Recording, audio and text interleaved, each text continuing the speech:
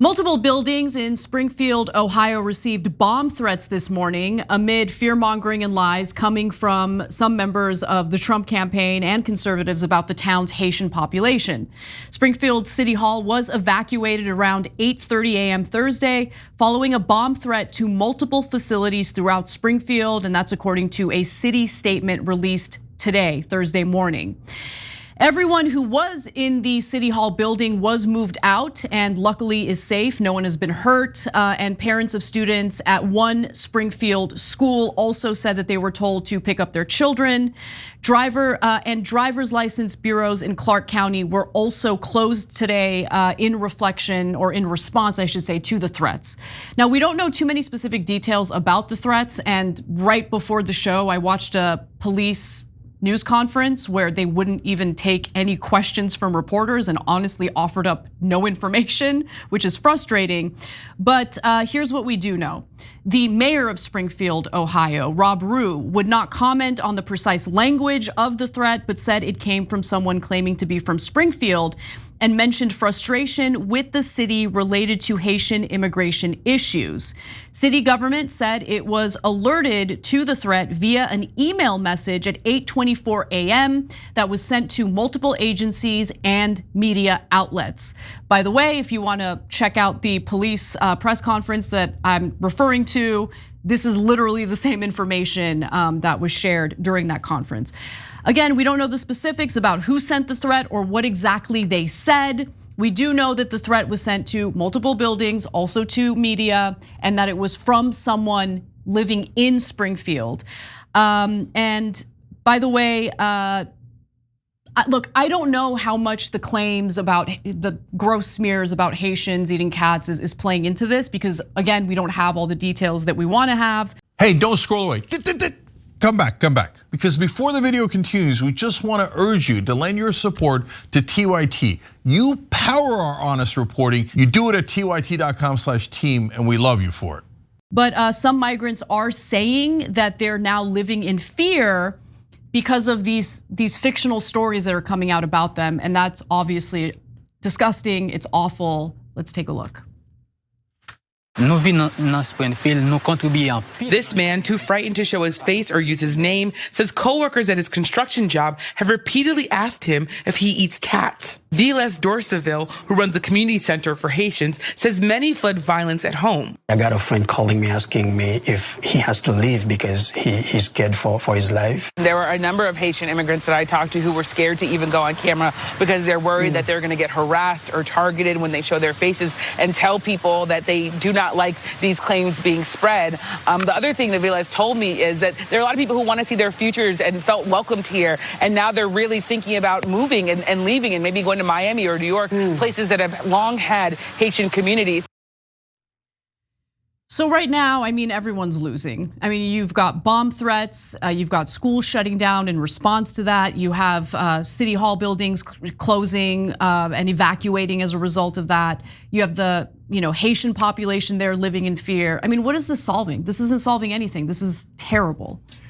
Yeah, so look, I understand towns that are concerned, hey, this was a small town, about 59,000 people, 10 to 15,000 Haitians moving over a series of years. By the way, again, you get the sense that they're all illegal immigrants. No, that's not true. The majority are perfectly legal. They work in local neighborhood businesses, warehouses, etc. So much demagoguing. Sorry to interrupt you, Cenk, but I talked about this a little yesterday. In case you missed it, when it comes to Haitian migrants, the reason why Cenk says legal is because there's been a program in place since 2010 after the big earthquake in Haiti that grants Haitians temporary protected status. So they're able to come in legally after applying for temporary protected status. Yeah, so look, I get it. In some ways, not politically, but like as a matter of nature, I'm conservative. I'm very nostalgic. I love the past. I don't want things to change. So in the town that I grew up in, when they started knocking down some of the woods and put up a giant Walmart, I hated it, right? I mean, I'd hate that too. Yeah, and so there's change in different ways. And here, I'll give you an example that's racial, but so you can see that this isn't just about race. So in Turkey, there's a lot of immigrants that have come in from Afghanistan and Syria. and the Turks hate it, okay? Not all of them, but a lot of them do, okay? So but those are fellow Muslims. They're, and Turks are not Arabs or Afghans, but they're in the same neck of the woods, right? And they're all, a lot of them look similar, especially the Syrians, but they go, no, we don't want them here. Why? Because it's change.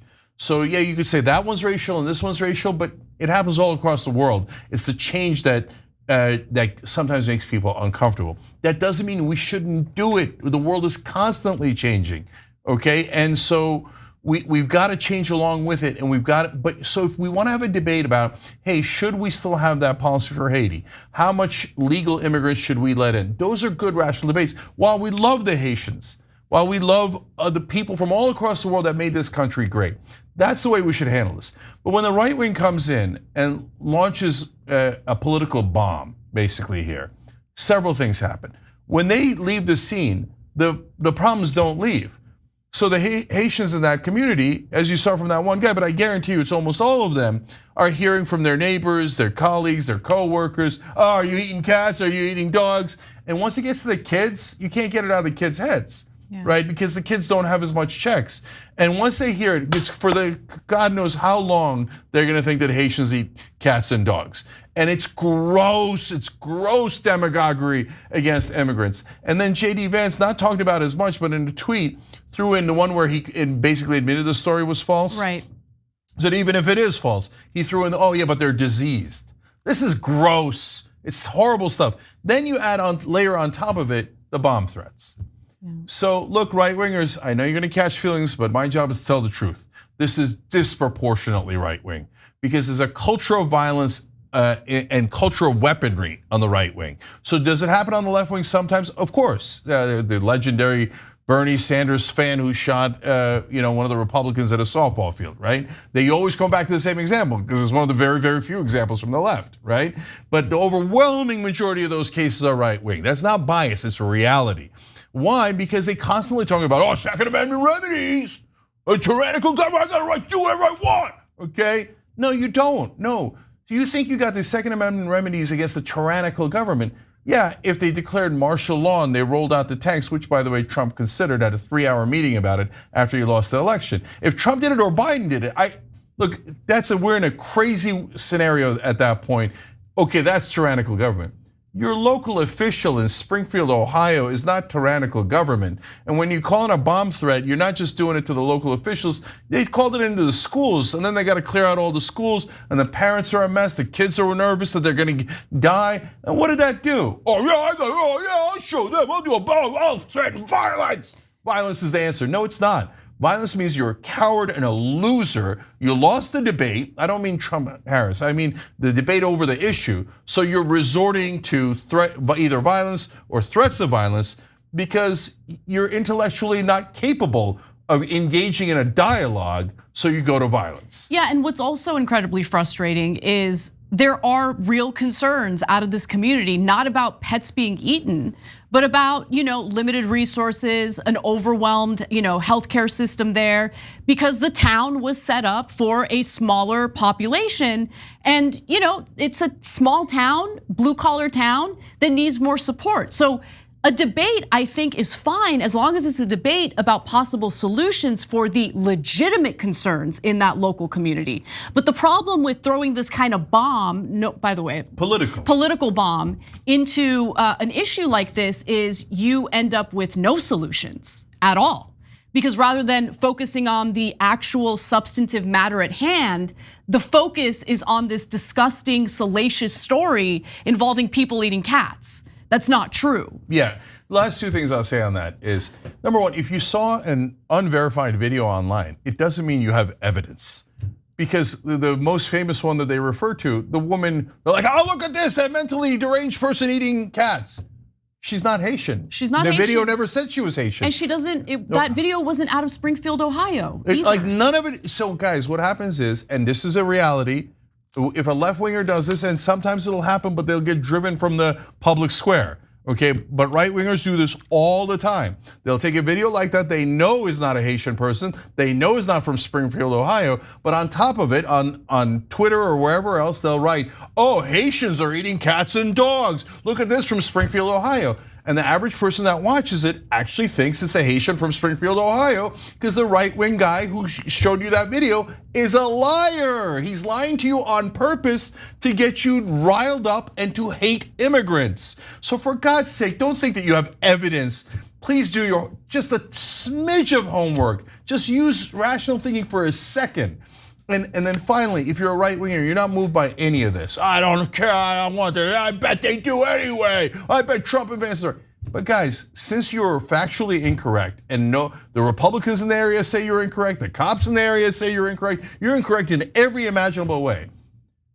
Do you not realize you lose all credibility?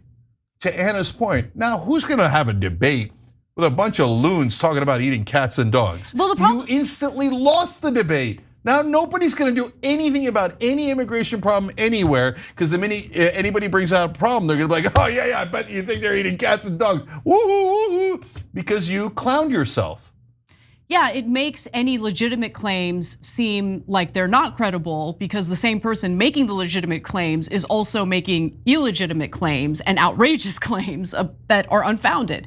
So anyway, it is a pretty disastrous story. I hope everyone in Springfield is safe. And if the story develops, we'll give you more details as we learn them.